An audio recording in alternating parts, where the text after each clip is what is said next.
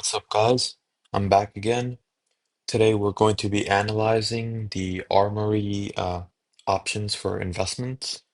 I know yesterday my video was about cases and why they might not be such a great investment. So today, I'll be providing an alternative, which I think is actually a great investment.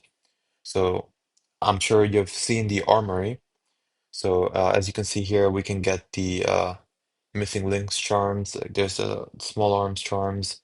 We got four collections train, which was added in I believe March, and then the overpass graphic and sports and field collections were added back in last October, along with the gallery and both of the sticker crafts. But the fever case was all added in March alongside the train collection. And then there's also the limited edition items. There was the Desert Eagle heat treated. There was the XM Solitude, and now we have the M4 Solitude. I'm not really going to be talking about the limited edition items. It's sort of hard to like really think about those things because like there's a ton of patterns, and you can't exactly trade up to these skins either or use them for trade ups. So I'm just going to be avoiding those skins for now. Maybe you can pick up a rare pattern sniper on the market. But other than that, I'm not really interested. So the main reason I think the Armory represents a great investment potential is that I think this October they're going to be refreshing the Armory and removing a lot of the stuff that they added last October. So you might be wondering, like, a lot of people they think that the Armory is just going to be the next store, the stuff that's there is going to stay forever. I am like 99% sure that's not the case because Valve, they know very well how to manipulate this market to ensure long-term growth for the investors so that people continue buying. If they just kept everything in the armory, uh, their revenue would drop off because no one would start buying because they know that these skins are going to stay there forever. So the supply is technically unlimited. So no one's going to be in a rush to buy. No one's going to think the price is going to go up. So the investors are not going to buy either. The casual players are not going to think of these skins as like exclusive limited time items. So they're not going to buy either. It's like if they don't remove stuff, the hype is going to go down like 90% and they're just gonna like lose out on a ton of money. So that's why I'm sure they're going to be removing stuff regularly. And I actually did a analysis of the revenue generated by Valve from the Armory. So this was done in the beginning of August. So like about I think 10 months since the release of the Armory. And we can expect that so as you can see, the Overpass collection, this collection alone generated $51 million for Valve. The Sports and Field collection generated $45 million.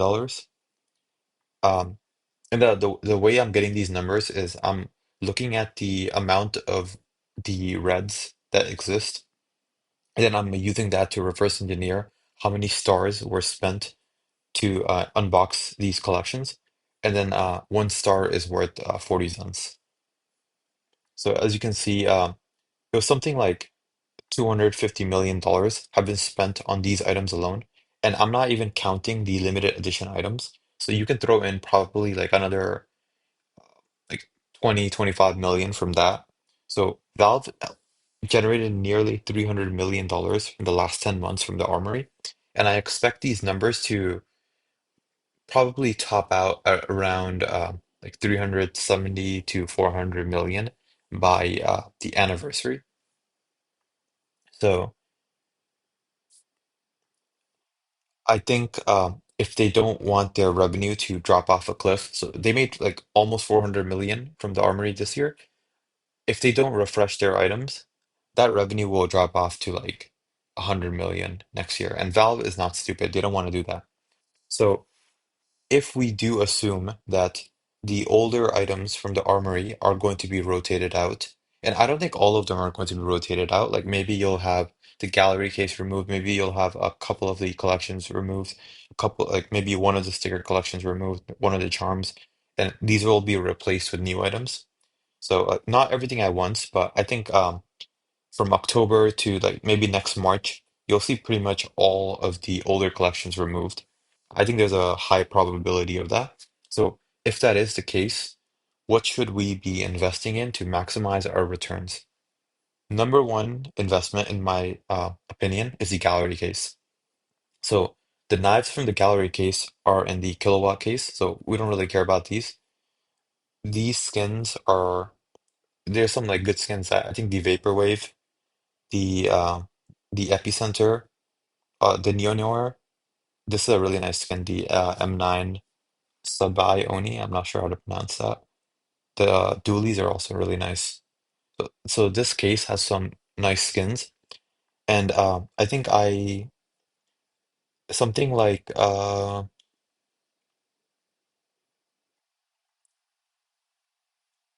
me just so $35 million has been spent on these cases. So something like 40 million gallery cases have been unboxed. And let's say we assume that twice the number of cases unboxed has been actually, printed from the armory. So we would assume like maybe 80 million cases has been printed, and that means the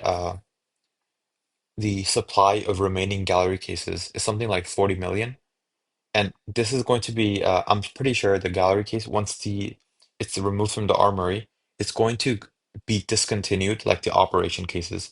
That's like the biggest analogy I can think of. And if it is removed, I think you'll immediately see that the price will double. So right now, it's what, 92 cents on the Steam market. It will go to $2 on the Steam market within like a week of removal, in my opinion. And within maybe the next year, you'll see it go to like $3 or $4 because it's just going to be following the pattern of previous operation cases like the Hydra, Shattered Web. And although the items are not great, it's good enough that I think you'll see like you can easily expect a 2 to 4x return within a year of it being discontinued. And I believe there's a really good chance this will be discontinued this October. So that's why I've been stocking up on gallery cases. So next, I think the elemental craft stickers can do really well. So I was looking at the application numbers for these. Some of the application numbers, especially for the this sticker, the high heat, is really great. This is really popular. It's used in a ton of crafts.